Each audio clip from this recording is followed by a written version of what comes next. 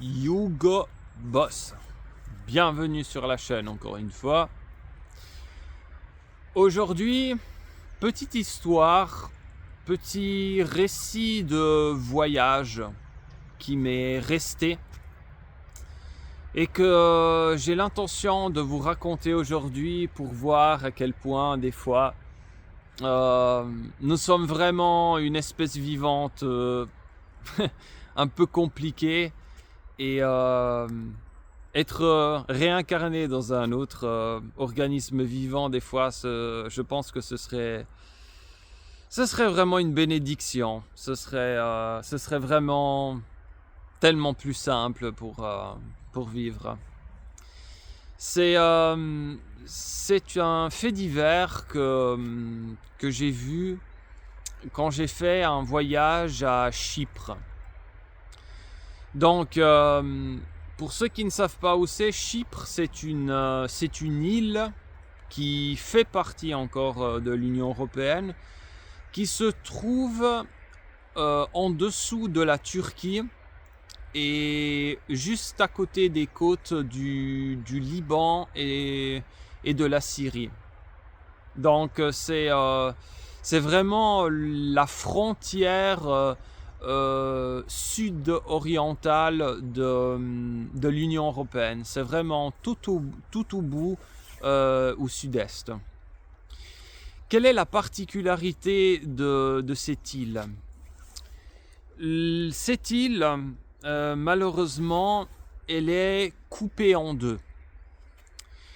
La partie occidentale ou méridionale quelque part, la moitié, on va dire, à gauche de l'île, elle est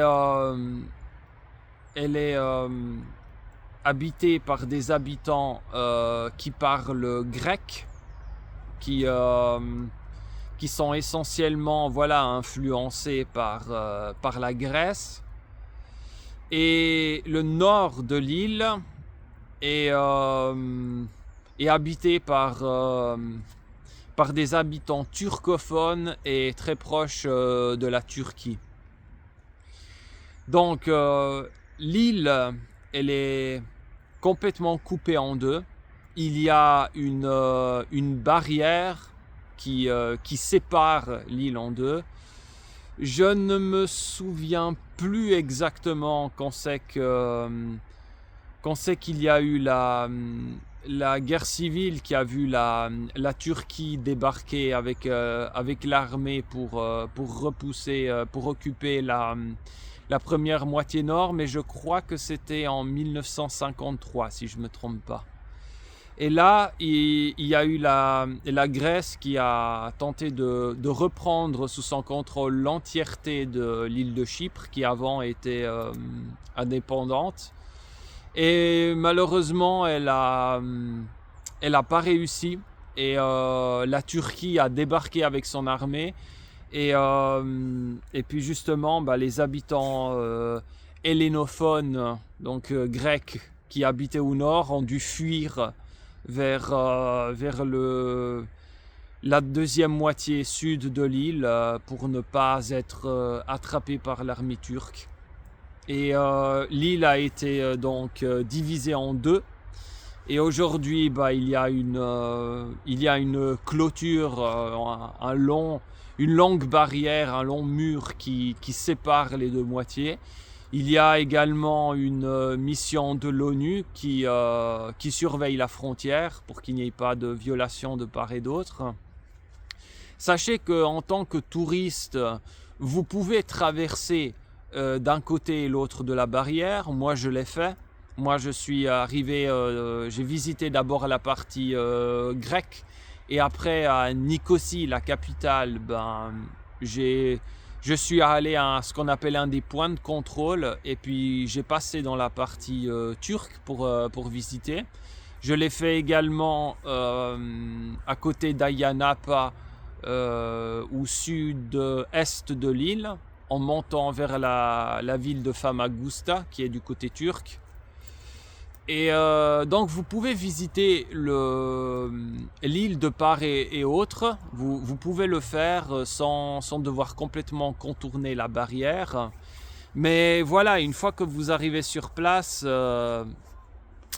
voilà quoi, ça fait un drôle d'effet quoi. Ça fait un drôle d'effet de voir ce mur plein de barbelés avec des soldats qui gardent donc ce qu'on appelle voilà la zone tampon donc entre les deux barrières avec des mitraillettes. Donc voilà, si vous approchez, ben ils vous regardent, ils ont une arme comme ça qui est suspendue, dont il peut se servir à n'importe quel moment.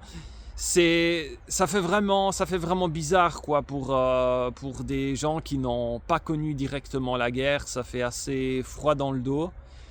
Mais une chose qui m'a marqué quand j'étais là, c'était vous savez, en Grèce et puis en Turquie, il y a beaucoup de chats errants qui se baladent.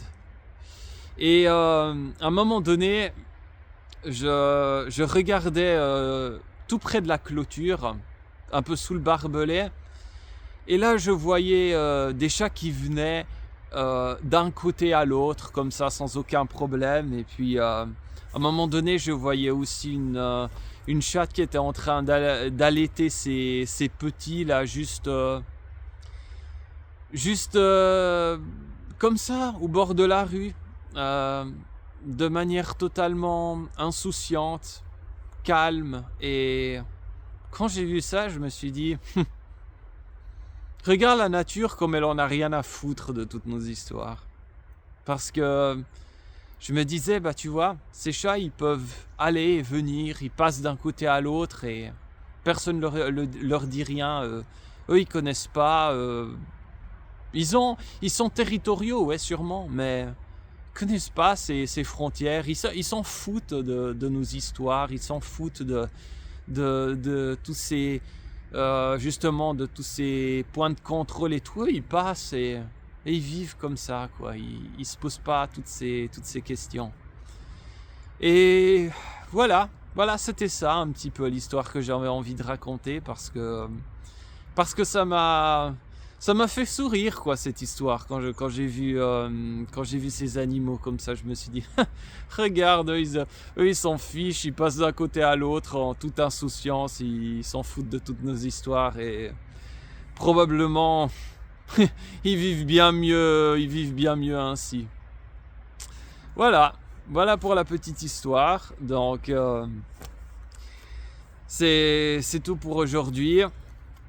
Likez la vidéo si vous l'avez aimé. Si vous avez aussi vécu quelque chose de semblable, bah racontez-le en commentaire, ça m'intéresse. C'est toujours chouette d'avoir un petit peu des retours aussi. Et puis n'oubliez pas de liker la vidéo, de la partager et puis de vous abonner à la chaîne pour continuer à recevoir du contenu percutant et des histoires comme celle-ci. À très bientôt.